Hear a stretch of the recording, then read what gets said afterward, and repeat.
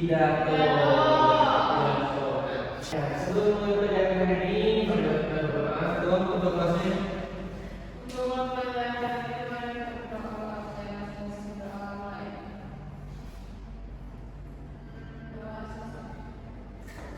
Ya, baik. Nah, hari ini kita akan mempelajari materi kita berikutnya, yaitu apa? Yang depan. Siapa yang tahu apa itu cerita fantasi? Cerita khayalan, betul sekali. Jadi hari ini kita akan belajar cerita fantasi ya. Nah, dimana cerita fantasi itu adalah salah satu bentuk teks fiksi yang menonjolkan imajinasi sang penulis. Dalam cerita fantasi, peristiwa, tokoh maupun latar seringkali tidak mungkin terjadi dalam kehidupan nyata kita. Misalnya, tokohnya memiliki kekuatan sihir, hewan yang bisa berbicara, atau perjalanan ke masa depan. Nah, cerita ini juga untuk menghibur sekaligus melatih daya imajinasi pembaca. Kemudian, ciri-cirinya yaitu ciri-ciri cerita fantasi dan jenis cerita fantasi. Yang pertama yaitu tokoh memiliki keunikan. Nah, seperti tadi ya, tokoh yang memiliki kekuatan sihir. Nah, bisa berupa manusia, hewan, atau makhluk ajaib. Kemudian latar ceritanya bersifat imajinatif, seperti dunia lain, masa depan, atau tempat yang dalam bentuknya ajaib. Ya. Kemudian alur cerita tidak realistis, misalnya ada pengaruh waktu atau kekuatan magis, ya, kekuatan sihir. Kemudian bahasa yang digunakan sangat ekspresif, penuh majas dan kata sifat untuk membangun suasana. Nah, kemudian dalam menulis jenis-jenis cerita fantasinya, yaitu yang pertama fantasi total. Ya. Seluruh isinya cerita bersifat imajinatif, seperti Harry Potter. Nah, ada yang mulai tentang Harry Potter? Kemudian ada fantasi riset.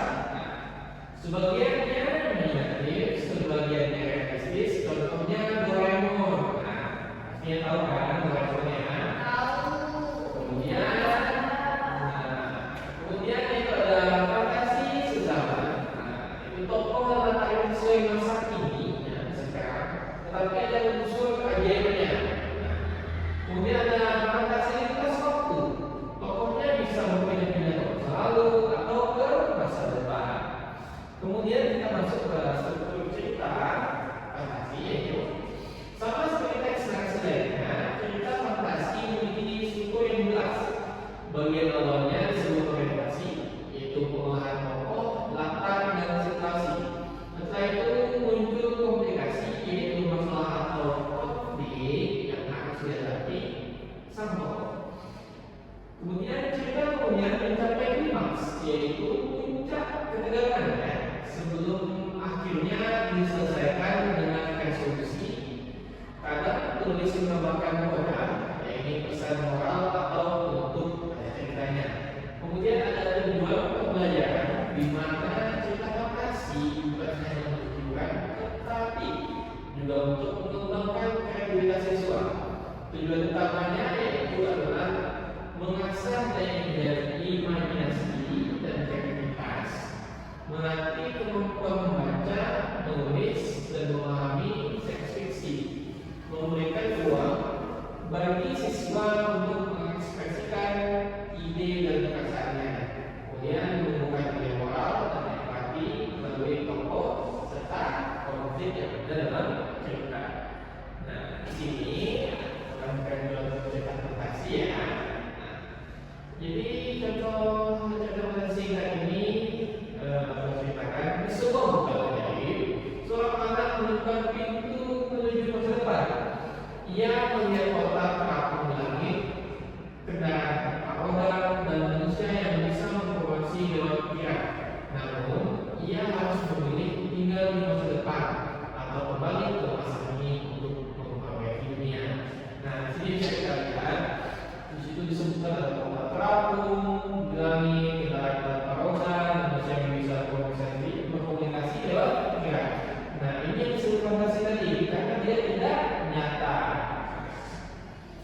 Jadi pada kesimpulannya ya, yaitu cerita fantasi adalah teks fiksi yang menunjukkan imajinasi dengan tokoh, latar, atau peristiwa yang tidak realistis, namun tetapi memiliki struktur narasi yang jelas atau orientasi, komunikasi, klimaks, resolusi, dan produk. Cerita ini bertujuan menghibur sekaligus mengembangkan kreativitas, kemampuan literasi, serta menanamkan nilai moral dan empati pada siswa. Dalam kurikulum mereka, yaitu sekarang, pembelajaran cerita fantasi ini menjadi sarana bagi siswa untuk mengekspresikan ide dan melatih keterampilan berbahasa dan melihat dunia dengan cara yang kreatif serta penuh kemungkinan. Nah, begitu pembelajaran kita hari ini tentang cerita fantasi ya. Nah, bagaimana pembelajaran hari ini sudah mengerti? Paham ya?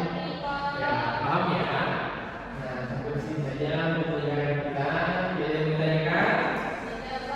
Ada ya. Nanti diharapkan pada